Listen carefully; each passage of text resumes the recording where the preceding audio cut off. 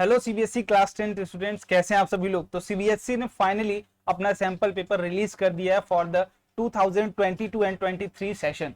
तो आप लोगों ने आई होप सैंपल पेपर को देख लिया होगा। अगर नहीं देखा है तो इस लिंक मैं डिस्क्रिप्शन बॉक्स में डाल दूंगा पूरे पीडीएफ का, या फिर आप हमारे टेलीग्राम ग्रुप से भी जाके उसको अच्छे तरीके से डाउनलोड कर सकते हैं, चीजों को एनालाइज कर सकते हैं और सॉल्यूशंस को देख सकते हैं। तो पहले ही मैं बता दे रहा हूँ, इस चैनल पर आपको पूरी सैंपल पेपर की फुल डिटेल्ड सॉल्यूशंस मैं प्रोवाइड करूंगा। साइंस की भी प्रोवाइड करी जाएगी, ठीक है, मैथ्स की भी एज वेल एज प्रोवाइड की जाएगी, और एसएसटी के बारे में भी एक्सप्लेनेशन आपको प्रॉपर दे दिया जाएगा। तो जिसको अभी नहीं पता है कैसे डाउनलोड करें, कहां से डाउनलोड करें, तो आप टेलीग्राम ग्रुप में जाके चेक कर लीजिए। मैं सारे पीडीएफ डाल दूंगा, हर एक सब्जेक्ट के इंडिविजुअली मैं उसको अपलोड कर दूंगा।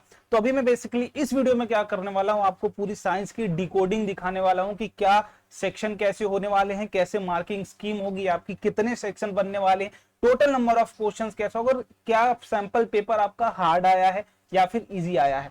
तो चलिए देखते हैं फटाफट। तो सबसे पहले मैं देखता हूं, तो साइंस ऑब्वियसली हमें पता है कि 30 मार्क्स का आपका प्रैक्टिकल होता है, ठीक है, और इसमें अटेंडेंस, आपकी स्कूल की चीजें, बहुत सारी चीजें मिली हुई होती है, मिला के आपको 30 मार्क्स दिया जाता है, ठीक है। अब इसके बाद साथ ही साथ मैक्सिमम मार्क्स बात करें, जो आपका थ्योरी का पेपर होता है वो मैक्सिमम 70 मार्क्स का होता है, और एज वेल एज इस साल भी वही रहने वाला है, ठीक है। टोटल टाइम कितना अलॉटेड है, that is 3 hour for full topic. आपको जितने भी पेपर करना है, जितना भी सैंपल पेपर दिया जाएगा वो 3 आवर में करना है। तो बेसिकली अगर मैं सैंपल क्वेश्चन पेपर को आपको समझाने की बात करूं, तो आपने देखा होगा जितना जगह बोला जाता है यही पेपर उठा के दे दिया जाएगा, यही पेपर आएगा सीबीएसई के ऑफिशियल पेपर में, बोर्ड के पेपर में। बट ऐसा कोई बात नहीं, ऑफिशियली सीबीएसई यही पेपर थोड़ी देगा, ठीक है। सीबीएसई पागल थोड़ी के मतलब आपको सैंपल पेपर दे दिया इसलिए क्योंकि यही पेपर मैं उठा के दूंगा, ऐसा ही उठा के दूंगा। तो तरह तरह के थंबनेल, तरह तरह के वीडियोस आपको दिखेंगे, बट उस पर ट्रस्ट आपको नहीं करना। आपका ट्रस्ट कहां होना चाहिए कि इस फॉर्मेट पे हमें मिलेगा। क्वेश्चंस कुछ भी हो सकता है, सैंपल पेपर डिसाइड नहीं करेगा कि पेपर का लेवल इस बार हार्ड आएगा, पेपर का लेवल इस बार इजी आएगा। वो सैंपल पेपर नहीं डिसाइड करेगा, वो आपकी तैयारी और सीबीएसई का पेपर डिजाइनर डिसाइड करेगा। किसी के कहने से ये डिसाइड नहीं होता है कि नहीं पेपर भी इसी तरीके का आएगा, यही पेपर उठा के इस बार आ जाएगा, ठीक है। तो सैंपल पेपर जस्ट हमें एक फील देता है कि यही पैटर्न का पेपर होगा, इतने ही क्वेश्चंस पूछे जाएंगे, इतने ही सेक्शंस होंगे, तो हम उन्हीं को डिकोड करने की कोशिश कर रहे हैं। तो जनरल इंस्ट्रक्शंस कुछ पढ़ लेते हैं। This paper consist of 39 question. तो टोटल नंबर ऑफ क्वेश्चंस कितने आएंगे, 39, और कितने सेक्शन में होंगे, 5 सेक्शन में वो डिवाइडेड होंगे, अलग अलग सेक्शन होंगे, ठीक है। इजी टू लेके हार्ड तक का एक सेक्शन डिवाइड होगा। Easier section, section by section आप जाते जाओगे, लेवल इंक्रीज होता जाएगा और तरह तरह के क्वेश्चंस बदलते जाएंगे, ठीक है। ऑल क्वेश्चंस आर कंपलसरी, मतलब आपको ऑप्शन अब नहीं मिलने वाला है, ऑप्शन नहीं प्रोवाइड किया जाएगा, और मोस्ट प्रोबेबली प्रोवाइड नहीं किया जाए। अच्छी बात है, एक तरीके से आपके माइंडसेट उस तरीके का रहता है कि भैया अगर ऑप्शंस मिलने लगे तो माइंडसेट आपका ये होता है कि चलो तीन तीन में से, मान लो 5 में से 3 करना है ना, वो बोल दिया जाता है, 3 आउट ऑफ 5 बोल दिया जाता है, या फिर 3 आउट ऑफ 4 बोल दिया जाता है। तो एक ऑप्शन दिमाग में चलता रहता है। बट अभी के लिए जो सैंपल पेपर उसमें ऑल आर कंपलसरी, मतलब आपको ऑप्शंस नहीं प्रोवाइड किया जाएगा। However, an internal choice is provided in some question. Some questions में internal choice provide किया जाएगा। A student is expected to attempt only one of these question, ठीक है। मे भी प्रोवाइड किया जाए या फिर नहीं भी प्रोवाइड किया जा सकता है, ठीक है। ये डायरेक्टली उनके ऊपर है, वो कर भी सकते हैं, नहीं भी किया जा सकता है, हाउएवर, ठीक है। सेक्शन ए, बेसिकली जो फर्स्ट सेक्शन है सेक्शन ए, 5 सेक्शन होंगे आपके total. Section A consist of 20 objective type question, each carrying 1 marks. मतलब सेक्शन ए आपके 1 मार्क्स कंटेन कर रहा होगा पर क्वेश्चन, ठीक है, और टोटल नंबर ऑफ क्वेश्चन 20 होने वाले हैं।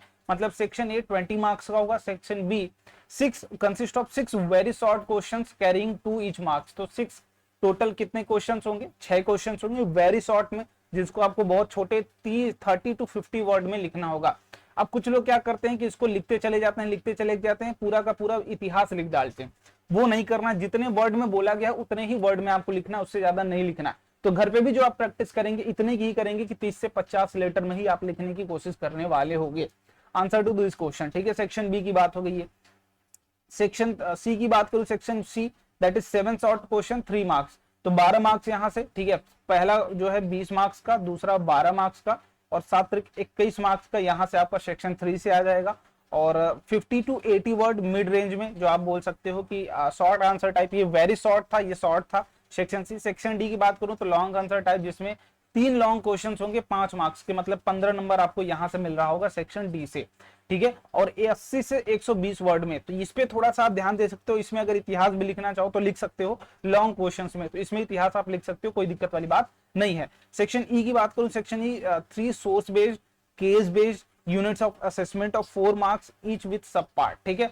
तो बेसिकली यहां से भी 12 नंबर का आई होप आपको मिल रहा होगा, 12 नंबर का यहां से भी आपको मिल रहा होगा। 3 क्वेश्चंस होंगे, 4 मार्क्स के ईच होंगे, ठीक है। तो सेक्शन ई 12 मार्क्स का, तो जो मेजर सेक्शन है आपको जो दिलवाएगा वो सेक्शन ए है, and section C major number आपको यहीं से मिलने वाले हैं, ठीक है। बेसिकली ऑब्जेक्टिव एंड 20 नंबर देखो आप ऑब्जेक्टिव से क्लियर कर सकते हो, और 21 नंबर आप शॉर्ट टाइप आंसर अगर लिख पाते हो तो वहां से क्लियर कर सकते हो।